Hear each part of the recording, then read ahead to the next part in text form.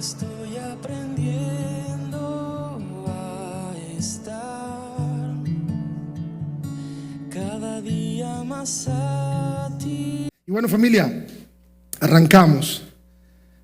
Como todos ustedes saben, el pastor lo mencionó el miércoles, el pastor Juan Mario, durante la semana murió podemos decir, un evangelista de la palabra de Dios, muy popular en América, muy popular en Estados Unidos, que se llamaba Charlie Kirk.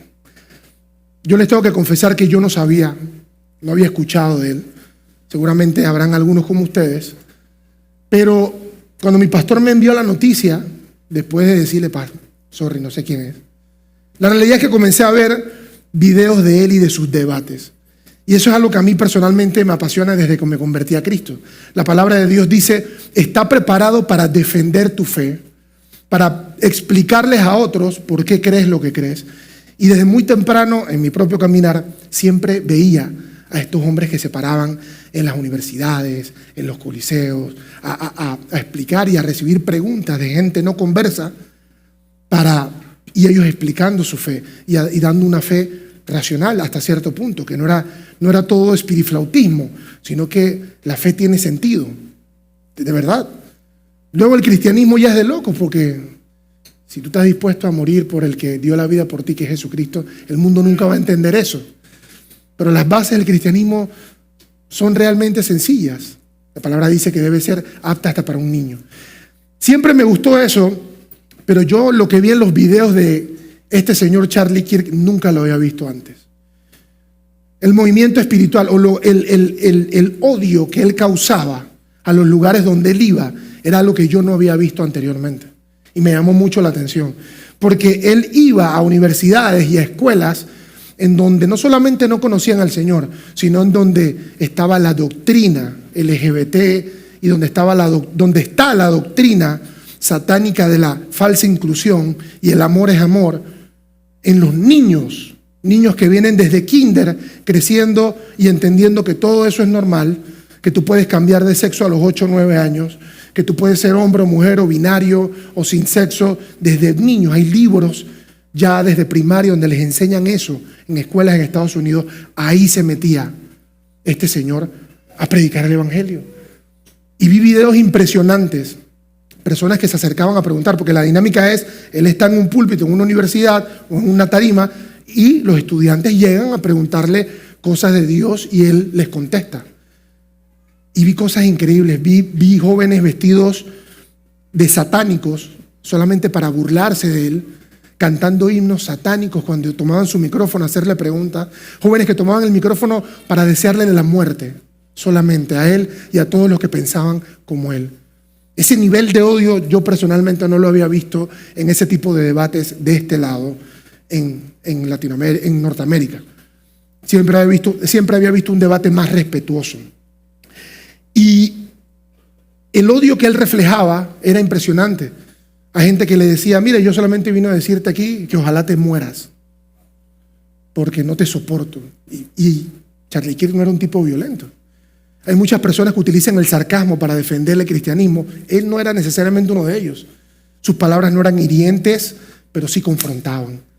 Y eso es lo que hace el pecado. Eso es lo que hace la palabra. La palabra confronta el pecado. Y la gente odiaba eso con todo su ser. Aún después de su muerte, hay videos circulando de entrevistas que les hacen a los jóvenes en las universidades, donde les dicen, hey, ¿supiste que murió Charlie Kirk? Fue asesinado en un debate. ¿Qué te parece esto? Y los jóvenes pasan y que, perfecto, alguien tenía que hacerlo. Qué bueno que alguien se atrevió. Ya era hora. Eso parte mi corazón.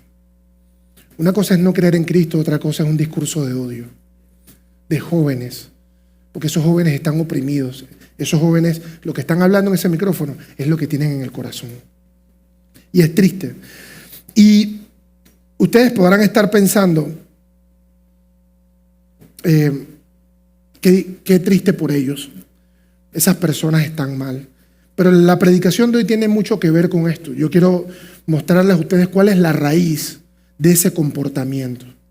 ¿Cuál es la raíz que produce ese odio hacia alguien que no te ha hecho nada, literalmente, que solo abre su boca proclamando una idea que a lo mejor es diferente a la tuya? ¿Qué lleva a un grupo de personas. Es más, hay una página que vi esta mañana, de verdad que no lo estaba ni buscando.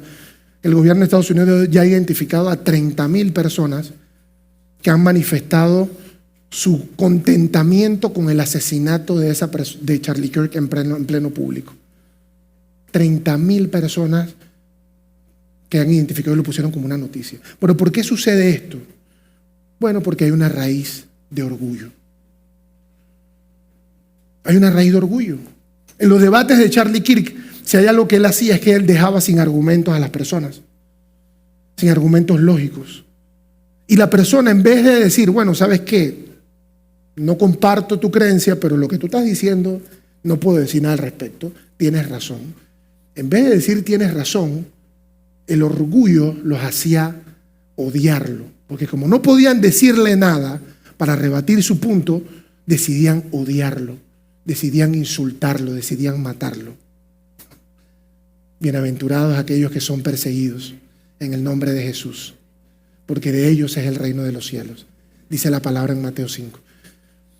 Pero la raíz de eso es orgullo. Mientras ustedes aquí están pensando hasta ahora, esa gente sí es terrible. Yo quiero mostrarles que nuestro corazón, si no jugamos vivo y si no tomamos medidas, puede caer en eso mismo. Porque cuántas veces no te han confrontado a ti con la verdad, con algo que no te gusta, y en vez de aceptar la verdad, prefieres decir algo malo del mensajero. ¿Cuántas veces la verdad no te ha confrontado a ti mismo? Y en vez de decir, sabes que esta no es la primera vez que me lo dicen, prefieres mirar quién te lo está diciendo y ver si encuentras algo que no te gusta para invalidar el mensaje. Cuando desde el tiempo de Jesús sabemos que ya que no importa que mates el mensajero, el mensaje sigue, porque Jesús es la verdad y la verdad nunca podrá ser ocultada. Pero el orgullo es esa raíz que puede permitir que tú no dejes entrar a Jesús en tu corazón por más que estés sentado en una silla de una iglesia. Esa es la realidad. Esa es la raíz que produce esos sentimientos de odio y violencia en esos jóvenes. Y es la misma raíz satánica que provocó la muerte de ese cristiano, de Charlie Kirk. Y es la misma raíz de orgullo la que provocó la muerte de Jesús y de muchos otros mártires. El orgullo hace que prefieras matar al mensajero antes que afrontar la verdad. Que el mensajero tenga defectos no hace que la verdad deje de ser verdad, familia. En el jardín del Edén ocurrió lo mismo. Nos encanta la canción Yeshua, ¿verdad? ¿Pero qué dice la canción Yeshua? Mi orgullo me sacó del jardín. Disculpen la voz, que eso lo cantan, no es lo mío. Pero ustedes entienden el punto. Eso es lo importante.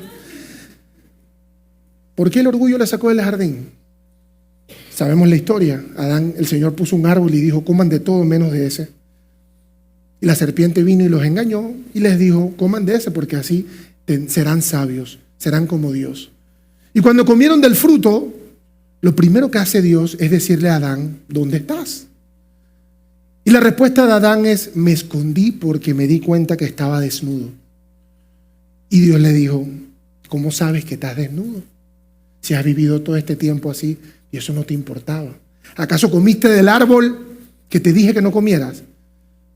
Y la respuesta de Adán fue, tienes razón, Señor, perdón.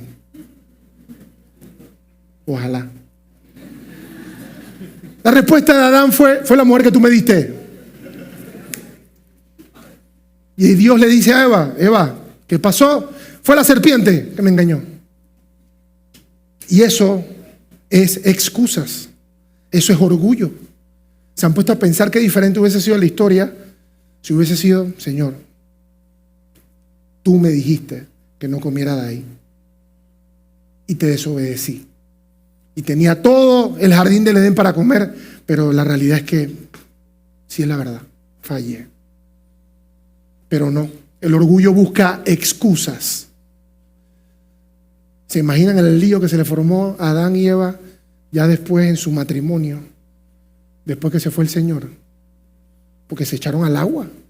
¿Se han puesto a pensar ustedes que la primera discusión matrimonial vino a raíz del orgullo? Vino a raíz de dar excusas. ¿Ah? Y es lo mismo que sucede hoy. está tu esposo, tu esposa, por el que tanto oraste, por la que tanto oraste, la que aceptaste que es tu ayuda idónea, y está ejerciendo su rol de ayuda idónea, mostrándote tus puntos ciegos, y en vez de aceptarlo decimos, pues tú también. ¿Qué nos diferencia de Adán y Eva entonces? Eso es orgullo, hermano. El mismo orgullo que los sacó del jardín. Es el mismo orgullo que te puede a ti evitar recibir lo que Dios te está mandando. Lo que Dios quiere transformar. ¿Cuántas veces ora, Señor, transforma mi corazón? Señor, soy tuyo. Señor, ayúdame a morir. Y cuando llega la hora del apuñalamiento espiritual, ¿qué haces? Dar excusa. Eso es orgullo. Eso es precisamente el orgullo. Mientras que Adán y Eva estaban pensando en la vergüenza que sentían por estar desnudos, la realidad es que el orgullo comenzó a crecer como un cáncer silencioso dentro de ellos. Al punto que cuando Dios los confrontó con su pecado, se inculparon y se sacudieron de su responsabilidad. Y eso es lo primero que hace el orgullo. Hace que evites la parte de responsabilidad que te toca a ti, buscando la culpa en otros. ¿Saben ustedes cómo va a ser nuestra entrada al cielo, al reino de los cielos? Dice la palabra que antes de estar en la eternidad con Jesús, todos vamos a tener un juicio individual con el Señor, donde se abrirán los libros y seremos evaluados por nuestras obras. Y no estoy hablando de obras de si donaste a la Teletón, si regalaste una cama, si fuiste a evangelizar. Sí, hay que compartir la palabra, todo eso está bien. Sino las obras de tu carácter, de tu corazón. ¿Se han puesto a pensar que todas las excusas que decimos hoy en día no van a servir para nada ese día del juicio? Imagínate nada más, hazte la imagen, estás en tu juicio, delante del trono. Señor, aquí estoy, he sido fiel. Sí, ok. ¿Qué hiciste con mi hija, la esposa que te di? Chuzo, Señor, tú sabes que ella era tesa.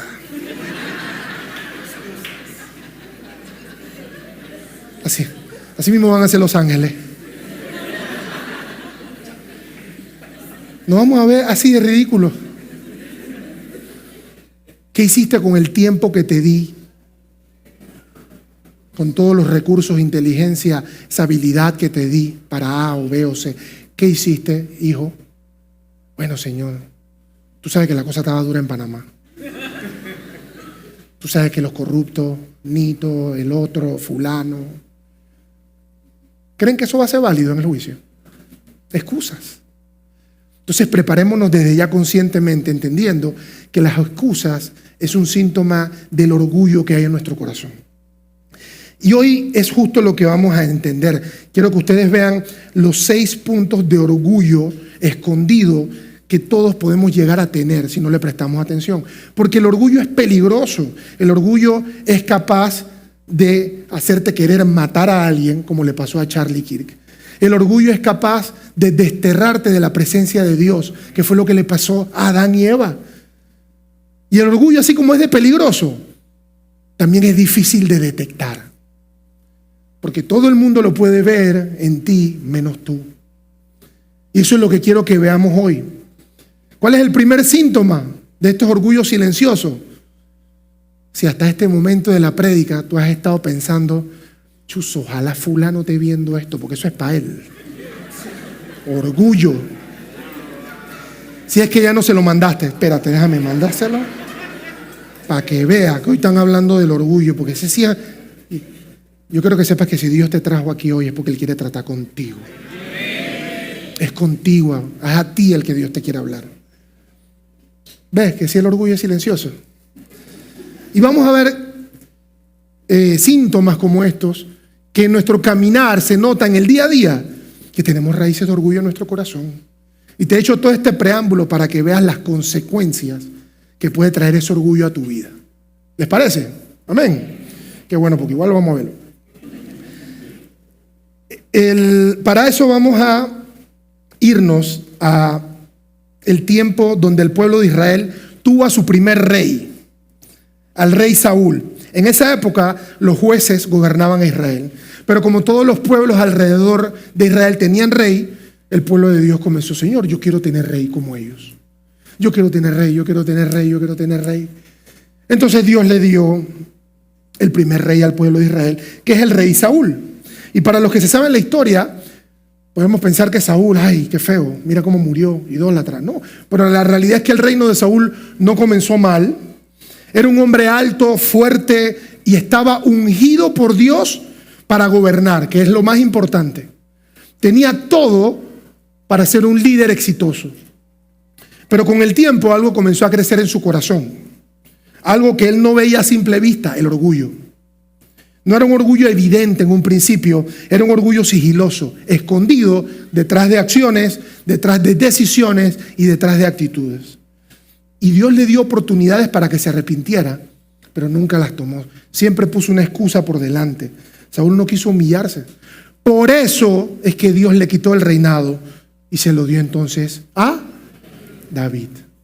Un rey, dice la palabra, con un corazón conforme al de Dios. ¿Y qué significa esto? Que era humilde, que precisamente era todo lo opuesto a Saúl. Entonces vamos a mirar de cerca esas 6 raíces de orgullo silencioso que destruyeron a Saúl, y a la vez vamos a ver cuál fue la respuesta de David en circunstancias parecidas, para que podamos aprender y ser guiados, y para que el Espíritu Santo nos confronte y nos diga: mira, de esas 6 estoy hasta las manos, tengo las 6. Tengo una más que no salió ahí. Gloria a Dios, y ojalá sea así, para que hoy mismo seamos libres de eso y comencemos a tomar acción con esas raíces de orgullo que todos ven menos nosotros. La primera raíz de orgullo del orgullo silencioso, es que el orgullo nos lleva a ver más fácil la falla en otros que enfrentar nuestra propia falla. Ay. Es más fácil ignorar lo malo que hay en nosotros mismos y a la vez no apreciar la gracia del Señor y el favor del Señor en la vida de otros, porque solamente estamos enfocados en lo malo de esa persona. Saúl, cierta vez, en plena batalla contra los filisteos, cuando su ejército iba perdiendo, Saúl no sabía qué hacer ya, porque tú sabes, dice: yo soy el ungido de Dios, soy el rey del pueblo y vamos perdiendo. ¿Qué vamos a hacer? A ver, listo. Todos van a ayunar en el ejército hasta que tengamos la victoria sobre el pueblo de los filisteos. Entonces ahora la gente estaba perdiendo la batalla y con hambre. Pero el hijo de Saúl, Jonatán, no estaba en ese momento cuando Saúl dio la instrucción, porque Jonatán estaba en una batalla, estaba en una misión, venciendo a alguno de los grupos enemigos.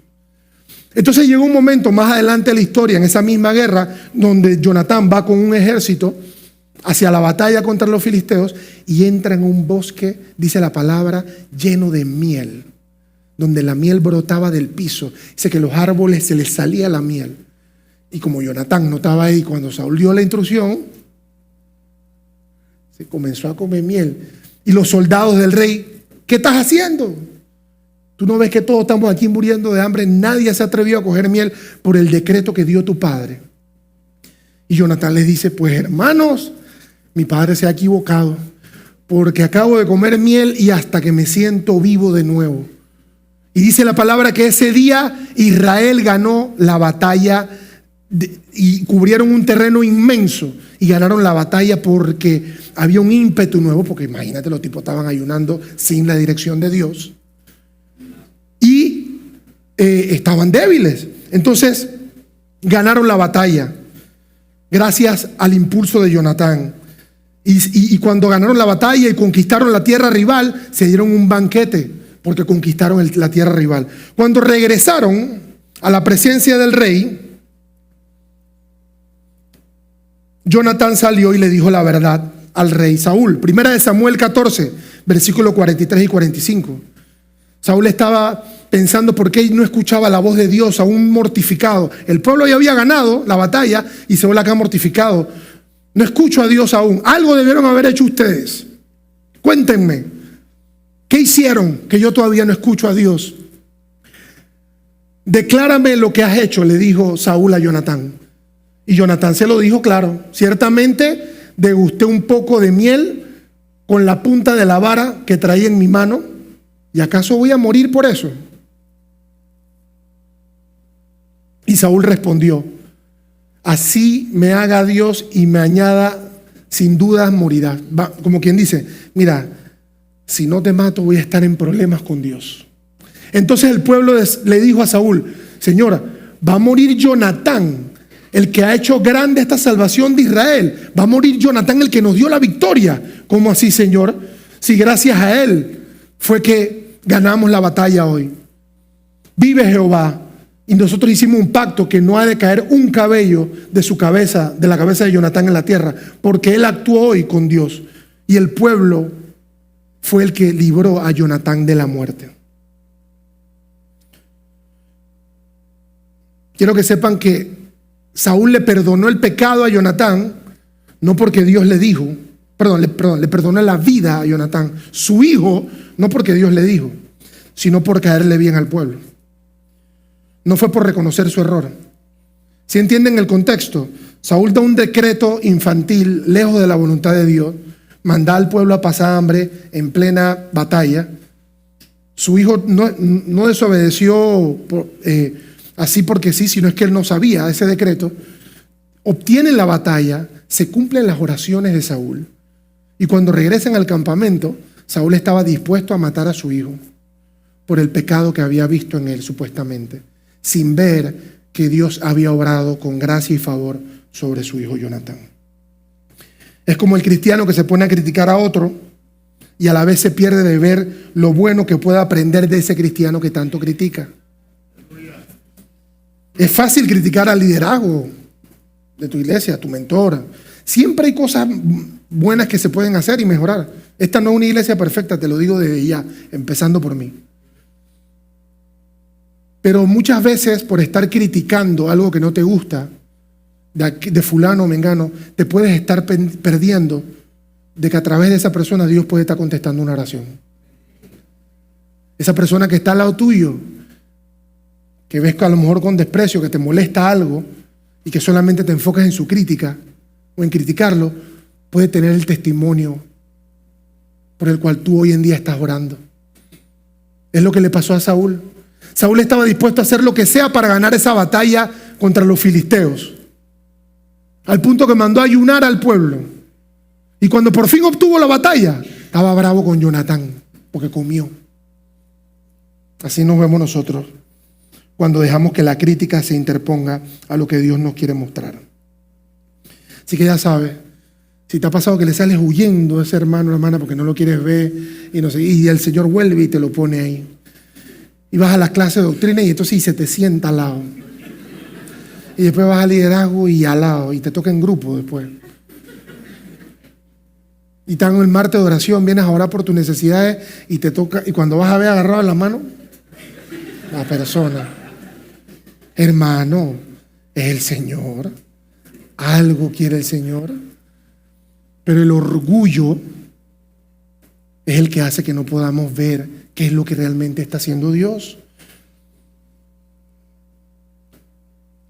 El punto número 2, el orgullo silencioso. Los orgullosos en sus corazones hablan de los pecados de los otros con desprecio, con irritación, con frustración o con juicio, igual que lo hizo Saúl. El orgullo también se esconde dentro de un menosprecio de las luchas de los demás, igual que Saúl lo hizo, que no pudo ver que su pueblo estaba muriendo de hambre por un voto religioso que él había impuesto. Su ejército regresó con la victoria y él estaba indignado, buscando el pecado que cometieron. Eso es orgullo. El orgullo no nos deja ver las bendiciones de Dios que habíamos estado esperando, solo por buscar el perfeccionismo en ellas. ¿Cuántas veces has visto algo bueno, pero como no está perfecto o no estaba como te lo esperabas, no lo disfrutas? No lo disfrutas. Estabas soltero y ahora que estás casado y de repente te falta la plata, dices, es que esos chiquillos sí comen. Y esa mujer mía sí gasta plata, Dios mío. Papá, y 3 doritos atrás estabas orando por la esposa y por la familia. Eso es orgullo, hermano. Vas para el cielo y vas llorando. Eso no sale en la Biblia, pero eso es coloquial. ¿Cuántas veces has estado pidiendo algo y luego cuando tienes la bendición te estás quejando de la bendición? Eso es una actitud orgullosa, hermano, y el que se perjudica eres tú, porque de queja en queja, nunca estás contento con lo que Dios está haciendo. Nunca estás contento. Siempre, en vez de estar de gozo en gozo y de victoria en victoria, estás de queja en queja. Y eso es orgullo. La raíz de eso es orgullo. ¿Por qué? Porque no está en el empaque que tú querías, porque no está en la presentación que tú esperabas y porque no está sucediendo de la forma que tú querías. ¿Ya se entendió por qué es orgullo? El orgullo, por definición, se trata de cuando el hombre se pone por encima de Dios. Por eso Dios, dice la palabra, que Dios tiene al orgulloso de lejos, porque el corazón del orgulloso lo lleva a ponerse por encima de Dios. No, pastor, pero eso no es mi intención. De buenas intenciones está llena el mundo. Y eso no quiere decir que seamos obedientes. La intención con la que hagamos las cosas no tiene nada que ver con los hechos. Dios llama las cosas como son. El orgullo es peligroso porque esas actitudes nos llevan a ponernos de nuevo por encima de Dios. Te lo voy a mostrar cómo. Punto número 3. La superficialidad es una forma de orgullo. ¿Cómo así, pastor? Cuando el orgullo vive en nuestros corazones, estamos mucho más preocupados de cómo me ven los demás que de la realidad de nuestros propios corazones. ¿Cómo así? Priorizamos resolver los pecados que se ven y al mismo tiempo aceptamos y estamos en comunión con aquellos pecados que no se ven. No quiero decir palabra sucia porque eso se ve feo. Voy a trabajar en eso, Señor, sáname, cuídame de eso, Señor. Y en la casa, cuando nadie te ve, eres un vago, perezoso. No haces lo que te toca hacer a ti. Se han puesto a pensar, queremos que nuestros familiares vengan a la iglesia y nos la pasamos predicando la palabra. Arrepiéntete, arrepiéntete. Se han puesto a pensar cómo nos ven ellos cuando no estamos en la iglesia. ¿Será que damos el mismo testimonio que damos aquí afuera? Porque si no, eso se llama superficialidad. Y eso es orgullo. En la guerra, en otra guerra contra los amalecitas, Dios le da la victoria esta vez a Saúl directo, pero le ordena destruir todo. O sea, Saúl, te voy a dar la victoria sobre el pueblo amalecita, pero vas a destruir todo, no te quedes con nada, porque esos tipos son idólatras, no se van a arrepentir. Si dejas uno vivo, se van a multiplicar de nuevo. Así que no dejes nada. ¿Qué ustedes creen que hizo Saúl? Dejó vivo al rey como trofeo y se llevó al mejor ganado, a las mejores vacas y el ganado que había en ese reinado para ofrecérselo al Señor como ofrenda.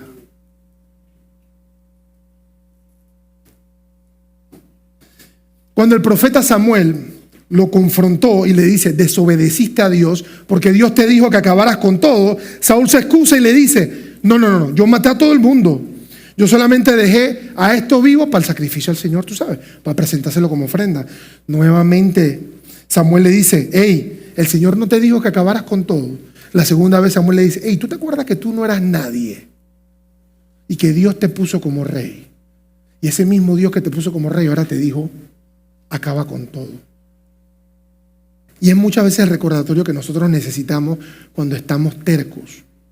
Cuando usted se ve que usted está insistiendo mucho en un punto y le están diciendo el mismo punto y usted sigue, usted se acuerda que usted estaba muerto en sus pecados y que Cristo lo rescató de la muerte para hacerlo parte del cuerpo de Cristo, para perfeccionarlo a través de sus líderes, pastores, de sus hermanos que lo aman.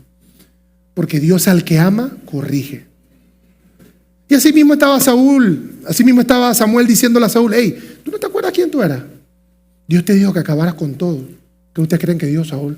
Nuevamente te digo que no, que yo maté a todos, pero dejé esto para la ofrenda del Señor. Primera de Samuel 15, versículo 20, esa fue la respuesta de Saúl. Dice, yo sí he obedecido al Señor, insistió Saúl, he cumplido la misión que él me encomendó.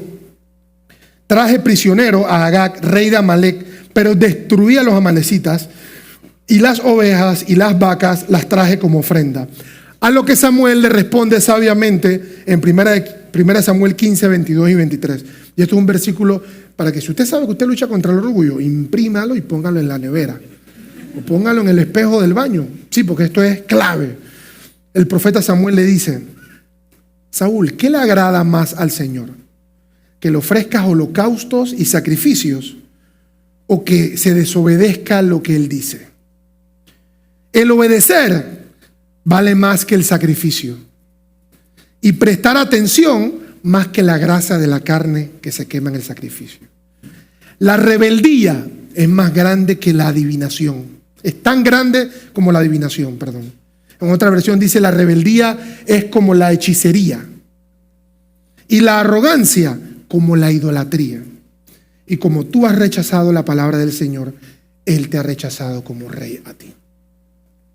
El Señor compara la rebeldía que produce el corazón orgulloso como si tuvieras endemoniado, hechizado. Imagínate tú. Porque eso es lo que produce el orgullo en nuestro corazón. Mira, Caín y Abel. ¿Ustedes se imaginan estar ofreciendo, dándole una ofrenda al Señor? Y como el Señor le gustó más la de mi hermano, porque yo se la di, como a mí me dio la gana el Señor, yo delante del Señor voy a matar a mi hermano. Ustedes dicen: ¡oh, Dios mío, qué feo eso! Eso es lo que hace el orgullo. Y es lo mismo que puede hacer el orgullo en ti si no haces algo al respecto. Es más adelante, Caín y Abel, y uno dice que eso es feo. ¿Saben qué dice Jesús? Jesús dice: si pensaste mal de tu hermano, es como si lo hubieses matado. ¿Cuántos asesinatos llevas desde que eres cristiano? Así lo ve el Señor. En el nuevo pacto con Jesucristo, el Señor no está tan ocupado de la obra externa. Estamos hablando de la superficialidad. La superficialidad es la sonrisa. Hola, bendiciones. Y cuando te vas, no lo soportas. Dice la palabra que estás haciendo lo mismo que Caín le hizo a Abel. Lo mismo. Dios lo ve igualito. Y eso es superficialidad. Dios te bendiga. Sí, vamos a orar por ti. Y sabes que es mentira. En ese momento que Samuel le leyó eso a Saúl, o le dijo eso a Saúl, Saúl aceptó su pecado, pero como un buen orgulloso, no solamente lo aceptó, porque lo peor viene en 1 Samuel, capítulo 15, versículo 30. Tras ser rechazado por Dios, tras entender que pecó, entonces Saúl le dijo a Samuel: yo he pecado, pero te ruego me honres delante de los ancianos de mi pueblo y delante de Israel, y vuelvas conmigo para que adores a Jehová tu Dios. Déjame el versículo ahí, déjalo ahí puesto. Mira lo profundo que es esto. Vamos a leer el final. Te ruego que me acompañes para que vayamos a adorar a Jehová tu Dios. O sea, ya él estaba claro de que en su corazón de que Jehová lo había desechado. Pero como a él le importaba más el favor de los hombres que de Dios, él le dijo: hey, yo sé que estoy mal, pero acompáñame y hónrame delante de la gente. Sigue diciéndome rey. Ya me acabas de decir que Dios me desechó, pero por favor, vamos a hacer como que nada ha pasado por ahora. Y hónrame delante de los ancianos y de Israel. Y llévame donde tu Dios, tú sabes, para que me vean los demás que yo también estoy orando con el profeta. Eso es cuando queremos más el favor de los hombres que el favor de Dios. Y eso, hermano, es orgullo. ¿Se dan cuenta que lo que está haciendo Saúl ahí es poniéndose él por encima de Dios? Se le olvidó que Dios lo puso en el trono. Y su prioridad estaba en que el pueblo lo siguiera viendo como rey, aunque ya Dios le dijo que no fuera. Yo te pregunto, ¿cuántas cosas haces para el favor del hombre? ¿Cuántas veces has preferido el aplauso de los hombres o de las mujeres en vez del reconocimiento de Dios por ser obediente? Eso es como cuando nosotros oramos por los demás, venimos a la iglesia, hasta le hablamos a otros del Señor, pero en la casa no hay una vida de oración. No ayunas. Ayuna los martes, dices amén y todo, y estás dándole. Sirves al Señor, pero como tú quieras, en tus términos. Así como Saúl quería seguir sirviéndole a Dios, que ya decía que él sabía que no era suyo, pero en sus términos, como a él le daba la gana. Eso es superficialidad. Eso es ser un cristiano superficial. Eso es orgullo. Quieres estar bien con todos, y te preocupa más el qué dirá la gente que el qué dirá Dios al respecto. ¿Cómo más se ve el orgullo silencioso? Cuando tomamos una actitud defensiva, cuando somos corregidos o cuando te dicen algo que no te gusta. Porque me vas a decir, no, pastor, cuando a mí me corrigen, yo lo acepto con tranquilidad. Sí, pero ¿y cuando te dicen algo que no te gusta? Sí, porque hay correcciones que tú dices, bueno, no tengo que decir. Pero hay cosas que de repente te van a decir que no te gustan. Y el hecho de que no te guste no quiere decir que no sea verdad. Precisamente por eso necesitamos a Cristo todos los días, porque hay un montón de cosas que el Señor todavía tiene que trabajar en cada uno de nosotros y que para nosotros son puntos ciegos. Entonces tenemos que comprender que es muy probable que nos van a decir algo en la iglesia que no nos gusta y tienes que contemplar la opción de que probablemente es una verdad que tú no hayas visto. Por lo menos contempla esa opción antes de enojarte, antes de ponerte molesto, bravo. ¿Y cuál es la clave de esto? ¿Cuál es la clave de no enojarme o de no ponerme a la defensiva cuando me corrigen? Permanecer en Cristo.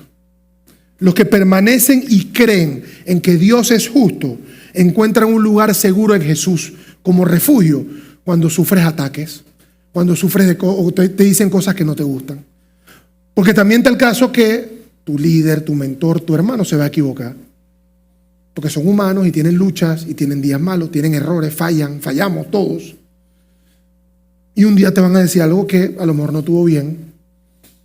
Pero si tú estabas esperando lo mínimo para sentirte, te vas a sentir así, cruzando la puerta.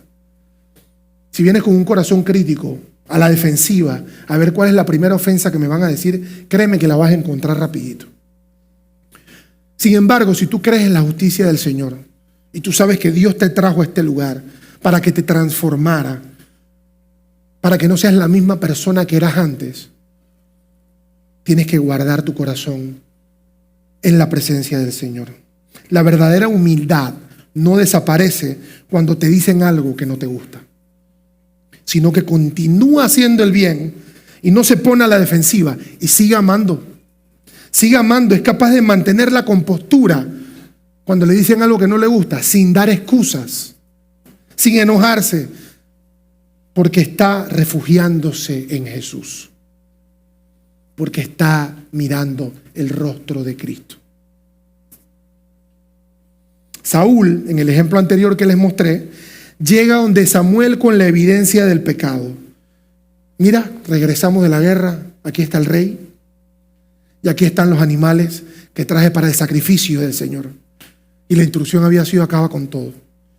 Y todavía con la evidencia de su pecado ahí, el profeta le dice: oye, ¿qué es esto? Y él le está diciendo: no, te estoy diciendo que lo traje para el sacrificio. Y sigue insistiendo en el pecado que está ahí evidente.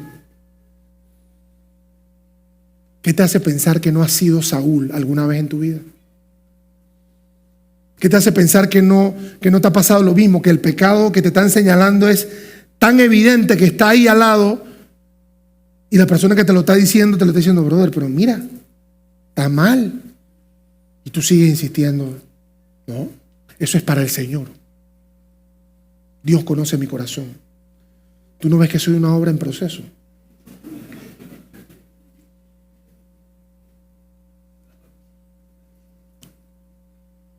Pero David, cuando pecó grandemente, se arrepintió. Todos ustedes saben la historia. David fue el autor intelectual de la muerte de Urías, un soldado de su reino. ¿Por qué? Porque a David le gustó la mujer de Urías. Vio y le gustó la mujer. Lo mandó a matar, básicamente, para poder quedarse con la esposa de Urías. Hizo un plan todo macabro.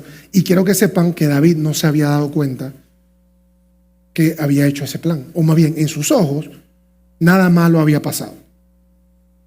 Porque usted lee la historia y usted dice: ¡ah, David, el rey David, increíble! ¿Cómo es capaz de hacer eso? Es que el pecado es así. Muchas veces tú y yo pecamos de ese mismo tamaño y no nos damos cuenta. Por eso el Señor coloca personas que te aman a tu lado para decirte: hermano, hermana, por ahí no es.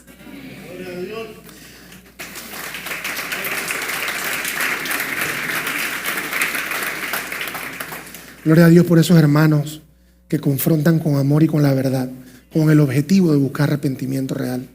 Porque esos son los hermanos que te llevan a matar el orgullo. Te puedes poner bravo con ellos, pero ellos van hasta ahí. Van hasta ahí. Porque ellos saben de dónde Cristo los sacó a ellos. Cuando el profeta Natán confrontó a David, tú sabes, le hizo una historia, le hizo una analogía. Hey, David, ¿qué tú opinas de un man que viene y le quita injustamente el ganado y las propiedades a otra persona y hace un plan macabro para, tú sabes, quitarle las posesiones o las cosas a esa otra persona? Y David dice, qué horrible eso, merece la muerte. Y el profeta le dice, eres tú lo que hiciste con Betsabé. Y David, a diferencia de Saúl, dice que dijo, he pecado contra Dios. Y corrió a orar, a humillarse delante de Dios. Dice la palabra que David no comía y que todo el mundo en el palacio lo veía y le decían, David, pero párate, cómete algo. No me voy a parar, pequé contra Dios. A David no le importaba que sus súbditos en el palacio lo hubieran rendido, vuelto un etcétera, porque a él solamente le importaba tener el perdón y el favor de Dios. Ese es un corazón conforme al de Dios. No es un corazón perfecto, no es un corazón que no comete errores, es un corazón que comprende que cuando peca, no solamente peca contra el hombre, peca contra el Dios Todopoderoso que te amó sin condiciones. Segunda de Samuel 12, del 14 al 17. Explica eso, ya se los dije, pero bueno, vamos a leerlo. Segunda de Samuel 12, del 14 al 17, si no se lo di, por ahí que no se lo di.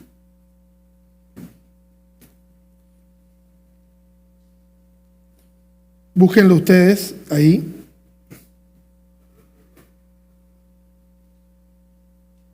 Segunda de Samuel 12, del 14 al 17. Dice, lo voy a leer en esta versión.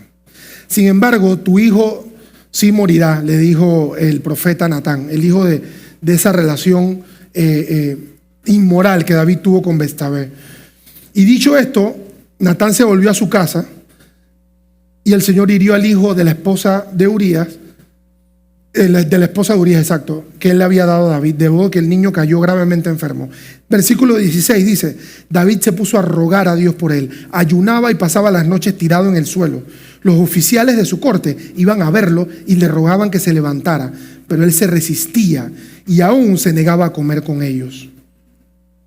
Ahí te muestra que mientras que Saúl hacía lo imposible para que el pueblo lo viera bien y prístino y limpio, a David lo que le importaba era que Dios lo hallara fiel, que Dios lo hallara responsable, que a David le importaba más lo que decía Dios que lo que decía su propia corte. Y eso es lo que lo hace diferente de Saúl. La superficialidad es orgullo, hermano mío. Yo te pregunto, ¿cómo vemos eso en la iglesia hoy? Una pregunta para ti. ¿Has usado razones espirituales para excusarte cuando pecas contra Dios? ¿Cómo así, pastor? Bueno, pastor, yo estoy unido con mi pareja hace 10 años. Así es que eso ya es matrimonio, dice la ley. Excusa, hermano. Excusa. Cásese. Si ya están unidos, cásese pues. Se acabaron los amenes. Yo voy a la iglesia, pastor, pero yo no voy a ayunar. Eso de pasar hambre no es lo mío, te disculpe. Tampoco voy a discipular a otros. Yo no tengo tiempo. Es más, yo voy a mi discipulado porque, bueno, me dijeron que tengo que ir. Pero yo diezmo. Eso es usar una espiritualidad para cubrir cuando pecas contra Dios. Haced esto sin dejar de hacer lo otro, dice el Señor, Mateo 23:23. Y aplica para todas esas cosas que nosotros hacemos pensando que cuando lo hacemos ya estamos pagando y comprando el favor de Dios. Lo que escondemos detrás a veces es superficialidad. El Señor vino a transformar nuestra vida. No que estemos en una religión donde tengamos que hacer cosas para ganarnos su favor. Es totalmente diferente. Entonces, hermano, ¿cuál es el mejor consejo si usted sabe que usted da mucha excusa para hacer lo que usted sabe que dice la palabra de Dios que hay que hacer? Llama a tu pecado por su nombre, empieza por ahí. No, que yo estoy ahí y nosotros, la verdad es que estamos juntos, pero somos pareja. Así es que tenemos relaciones, pero yo no tengo relaciones con más nadie. Y esa es mi pareja, eso es fornicación. Comienza a llamar al pecado por su nombre. Pídele perdón a Dios. Toma acciones, límpiate las vestiduras y sigue para adelante. Dios no vino a condenarte por tu pecado. Cristo ya pagó por el pecado. Pero la excusa y el orgullo nos hace quedarnos en el pecado en vez de soltarlo. ¿Se ven lo irónico que es eso? Que Cristo ya pagó por eso. Cristo ya pagó por tu libertad. Y nosotros estamos buscando excusas para no soltar aquella cosa que nos está matando cuando Cristo ya pagó para que tú fueras libre. Eso es lo que hace el orgullo en nuestros corazones. Eso es lo que hace el orgullo en nuestros corazones. A muchos de ustedes el Señor hace rato los está llamando a hacer algo en el nombre de Jesús. Y les has dado vuelta y vuelta, dándote excusas, sin entender que tú le sirvas a un Dios todopoderoso que es capaz de hacer de todo. Cuando tú llegas a tu límite, ahí es donde empieza Dios apenas a hacer su obra. Amén. Otra forma de orgullo, estamos terminando, es la falsa humildad. La falsa humildad es esa apariencia y tiene que ver mucho con la superficialidad, pero es un poco más profunda. La falsa humildad es cuando tú sabes todo lo que se ve humilde en teoría, pero en tu corazón todavía hay orgullo. Vamos a ver el ejemplo de Saúl. Saúl le encantaba ofrecer sacrificios a su manera, en su propio tiempo, cuando él le daba la gana, como él quería. Les puse el ejemplo hace un rato. Están en plena batalla, en plena guerra. Él está pidiendo dirección del Señor y como no está escuchando la voz del Señor, vamos a meter un ayuno. Brother, los manes están en la guerra, ¿cómo lo vas a poner a ayunar? Vamos a meter el ayuno y el que coma lo mato. Ese fue el decreto que puso. Ese fue el decreto que puso. Eso es falsa humildad. ¿Por qué? Porque estoy haciendo una acción buscando la palabra de Dios, pero va en detrimento de los demás y va en detrimento de mí. El mismo rey que fue llamado a cuidar del pueblo de Israel, del pueblo de Dios, los estaban mandando casi que a la muerte, mandándolos a la guerra sin comer. Así se ve el orgullo. Que Saúl lo hizo de maldad, en lo absoluto. Fue sin querer. Es más, todas las cosas que ustedes que Saúl hace aquí, fue sin querer. Sí, cuando usted va a dar una excusa y que, pastor, lo que pasa es que yo no quería hacer eso. ¿Qué importa, hermano? Lo que importa es el hecho.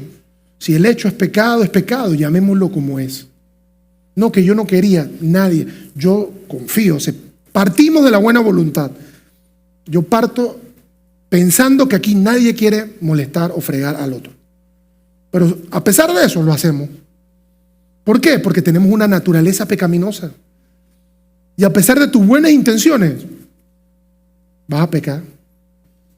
Así que ahórrate no era mi intención, yo no quería. Aborda el pecado por su nombre. Arrepiéntete, límpiate las vestiduras y ten la tranquilidad que ya Dios te perdonó.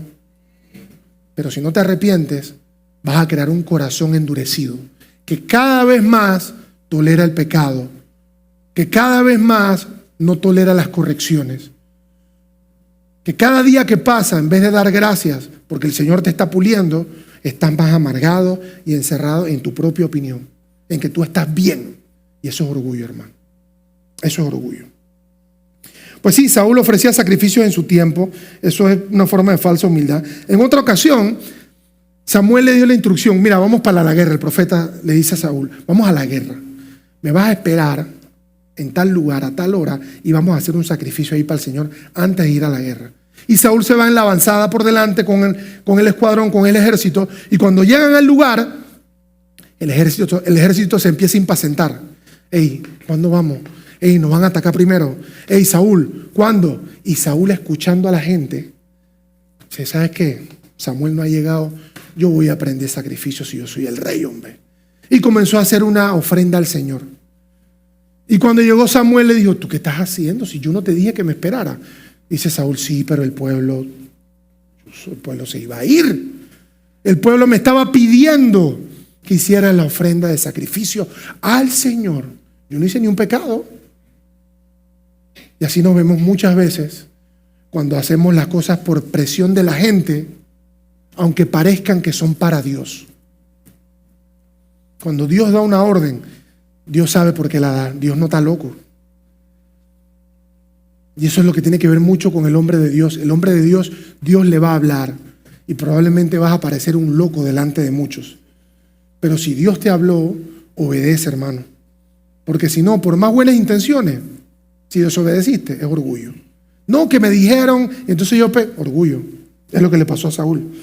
¿Por qué pasa eso? Porque el orgullo quiere controlar la relación con Dios. El orgullo hace lo que cree que es mejor. No, Samuel me dijo que lo esperara para la ofrenda, pero como el pueblo se va a enojar y nos van a atacar, yo mejor voy a hacerlo ya. Pero esa no fue la instrucción que te dieron. Sí, pero esto es mejor. Eso es lo que hace el orgullo. Siempre cree que tiene un mejor plan que el que Dios ya mandó. Por eso es que están las uniones libres.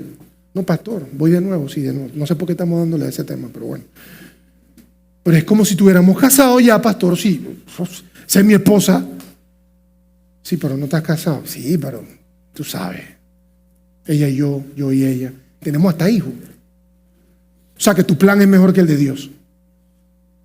Dios instituyó el matrimonio, la familia como la representación de Él ante la sociedad, pero tú tienes un mejor plan, que es tú y tu pareja y tu hijo, y se tratan bien. Sí, pastor, pero yo la trato bien, yo la respeto, yo la cuido, no le hablo mal, proveo, yo hago muchas cosas. Sí, o sea, listo, pues tu plan es mejor que el de Dios.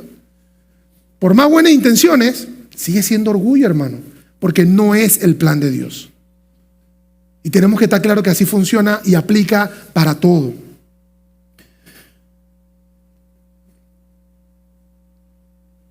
Has impuesto tú una agenda espiritual sin buscar la dirección de Dios. ¿Cómo así? Pastor, se me presentó una oportunidad y voy a tomarla de una, porque estas oportunidades no se ven nunca. Y le preguntaste al Señor, yo después veo cómo empato. Pastor, apenas que me paguen el primer salario, esa va a ser la primicia. Y ya. Orgullo. Crees que tu plan es mejor que el del Señor. Yo te digo algo y lo repetimos todo el tiempo. Dios no te va a dar nada que te aleje de Él. Eso incluye pareja, trabajo y cualquier tipo de relación. Cuando Jesucristo vino a la tierra, dijo, yo vine a traer espada.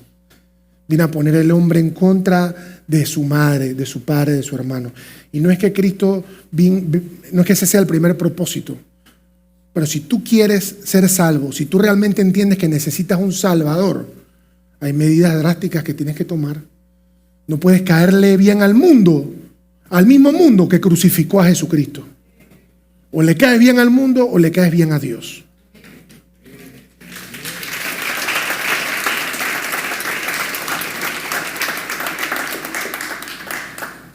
Y el último punto del orgullo silencioso es la búsqueda de la atención, la desesperación por la atención.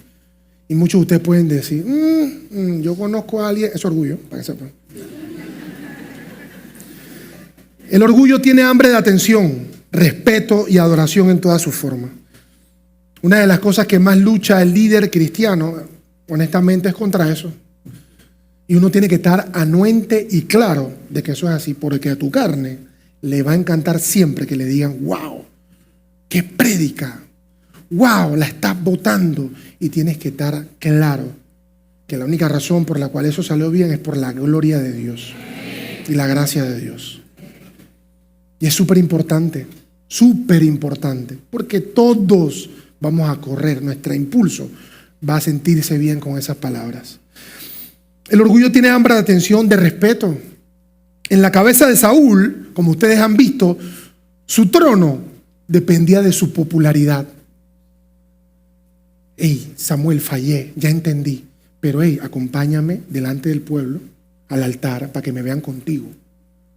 Él pensaba que su liderazgo, su autoridad provenía de qué tan popular era delante del pueblo.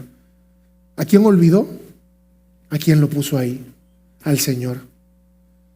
Y eso es lo que pasa muchas veces con los padres que quieren ser amigos de sus hijos. Tienes que llevarte bien con tus hijos, pero Dios te está llamando a criar a una persona que nació con pecado. ¿Te has fijado que tus hijos son pecadores? Ustedes saben que sus hijos no conocen a Cristo hasta que lo aceptan. ¿Tan claro? Son hijos de la perdición hasta que conozcan a Cristo. Igual que tú y yo. Tus hijos tienen que aceptar a Jesús. Y mientras no acepten a Jesús, son pecadores. Entonces, ¿cómo tú vas a estar ahí que consintiendo el pecado? Y que pobrecito, él no sabe que... Ay, no, cosita. Tienes que decirle la verdad. La palabra de Dios dice, instruye al niño en su camino y jamás se apartará de él. Y muchas veces el orgullo de ser papá, el orgullo de que tu hijo sea mejor que los otros, te lleva a ti a consentir cosas y actitudes en tu hijo que no están bien y no le agradan al Señor. Y eso es orgullo, porque tú quieres que tu hijo se vea bien. Y en tu cabeza y tu forma, ya el Señor te dio la forma para que tu hijo le vaya bien, que es instruye al niño en su camino. Pero como tú tienes una mejor forma, la tuya, ese es mi mejor amigo, BFF. Y yo lo voy a hacer, yo le voy a permitir 2 que 3 cosas porque él está creciendo, pobrecito.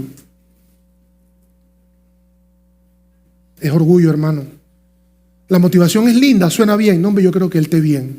Yo no creo que nada malo le pase, lo estoy protegiendo. Pero si ya Dios te dio la fórmula correcta para proteger a tu hijo, ¿por qué no le crees? ¿Por qué no confías en él?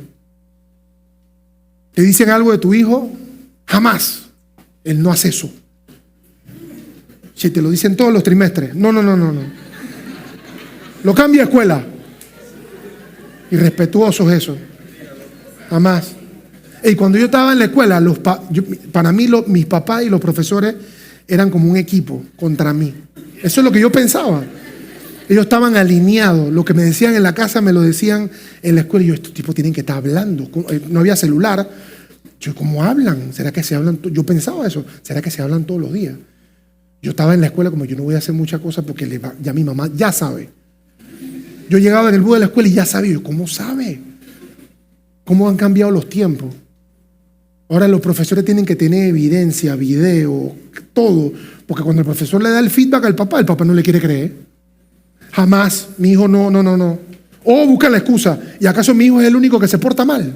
¿A ti qué te importa a los demás? Si Dios te dio fue el tuyo. Eso es orgullo, hermano, es orgullo. Es orgullo. Wow, estamos hablando de desesperación por atención y no sé qué pasó, pero bueno. Por la aceptación, sí, gracias, Señor. El hambre de aceptación, queremos que nuestros hijos sean aceptados y también nosotros queremos ser validados como buenos padres a través de que nuestros hijos estén bien. Y la cantidad de hijos de pastores que están descarriados. Y usted ve el pastor que está deprimido, triste. No, el pastor está confiando en el Señor. Que el mismo Dios que lo rescató a él va a rescatar a su hijo. ¿Por qué? Porque el pastor no está, si el pastor pensara, chuzo, la aceptación que va a pensar la iglesia, si ve a mi hijo que no es prístino, limpio, puro, no hubiese pastor. Si Satanás está detrás de los hijos de los líderes y ministros. Pero el líder y ministro sabe y confía en Dios. Y confía que el Dios que lo trajo a él es capaz de traer a su hijo. Y esa es la actitud que tienen que tener los papás. No buscar la atención del mundo ni la aprobación del mundo, sino la aprobación de Dios. Y bueno, la otra forma de orgullo que busca la atención es cuando las personas son incapaces de decir que no a nada, porque en el fondo les gusta ser necesitados. ¿No has conocido a alguien que dice, ay, yo estoy muy ocupado porque estoy haciendo esto y aquello, y estás ocupado en todo, menos donde deberías estar más tiempo, que es en tu casa, con tus hijos, con tu esposa? O de repente si vives solo, en tiempos de oración, en intimidad con el Señor, en tu alcoba. Pero estás tan ocupado haciendo cosas, sirviendo, y la razón real es que en tu corazón te gusta sentirte necesitado. Y es bueno y es loable la necesidad de sentirse útil. Todos queremos sentirnos útiles. Los viejitos se deterioran en el momento que se dejan de sentir útiles. Mi papá lo veo todos los días, en el momento que se achantó, comenzó a tener temas en su mente, ya él se fue deteriorando porque dejó de estar activo. O sea que es normal. Una cosa es sentirse útil y otra cosa es sentirse indispensable. Y tenemos que tener dominio propio, pedirle al Espíritu Santo que nos ayude a saber que no somos indispensables. Porque tú, hermano y hermana, necesitas aprender a decir que no. Tú también. Necesitamos aprender a decir que no. Repite conmigo, necesito aprender a decir que no. Gracias, Señor. Es orgullo.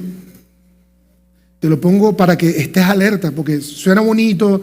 A veces somos autocompasivos con eso. Ay, pastor, pero yo no sé decir que no. Eso, hermano, es orgullo. Sí, porque en el fondo no dices que no porque tienes la oportunidad de ayudar, porque hey, yo puedo, yo sé hacer esto, también aquello, también lo otro. Y eso lleva al otro punto. Orgullo, una forma de orgullo también es que tengo que hacerlo yo, porque si no, no se hace bien.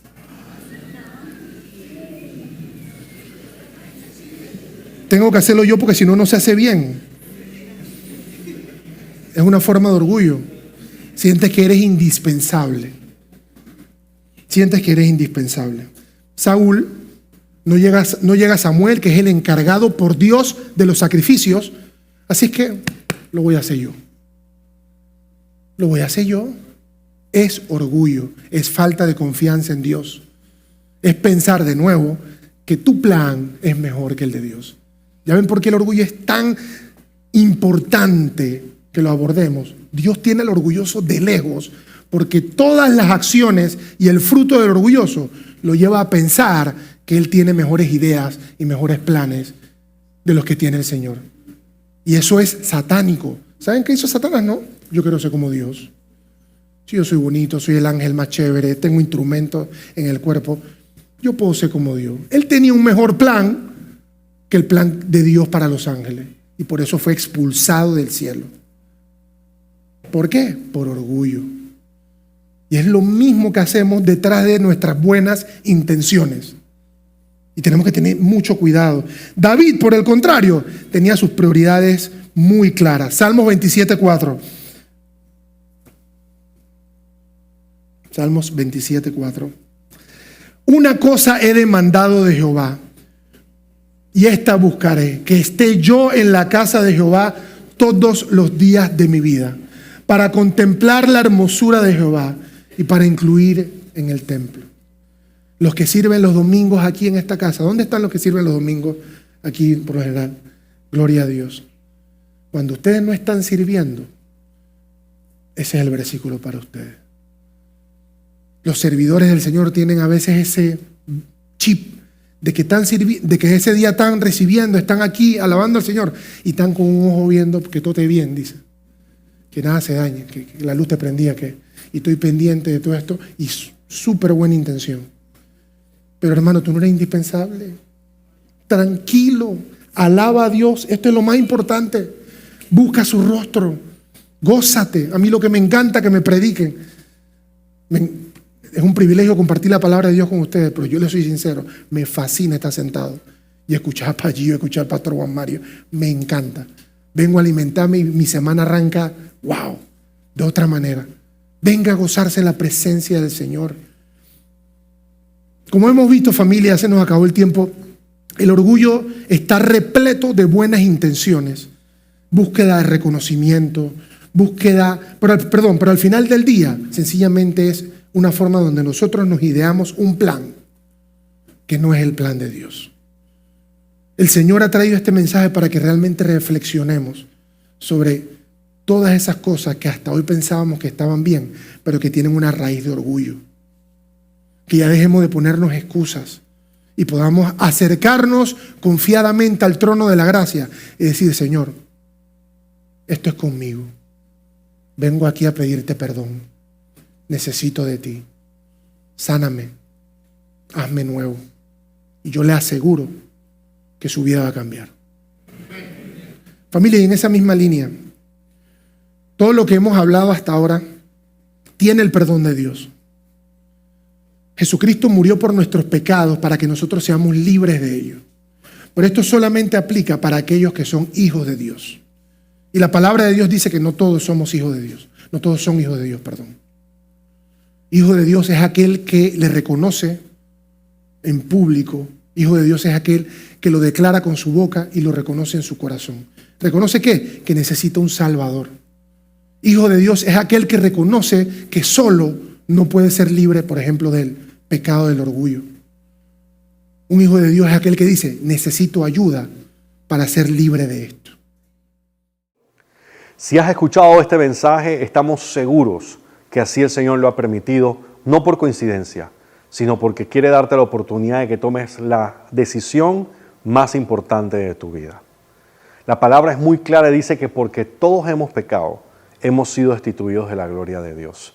Pero la Biblia también dice que de tal forma amó Dios al mundo que envió a su único Hijo para que todo en el que Él crea sea salvo y no se pierda.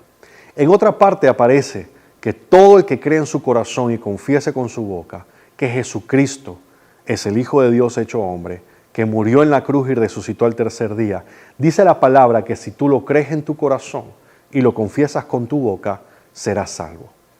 Si quieres reconciliarte con el Señor, o si quieres aceptar a Jesús en este día como tu Señor y Salvador, te voy a invitar a que por favor repitas esta oración conmigo. Cierra tus ojos y levanta tus manos. Repite conmigo. Señor Jesús, yo sé que soy un pecador y también sé que moriste en la cruz por mí y por mis pecados. Y en este momento yo te pido perdón. Yo me arrepiento de todos mis pecados y te recibo como mi Señor y Salvador. Escribe mi nombre en el libro de la vida y ayúdame a vivir para ti de ahora en adelante. Gracias, Padre, por tu perdón y por tu misericordia. En el nombre de Jesús, soy tu Hijo, soy salvo. Amén y amén.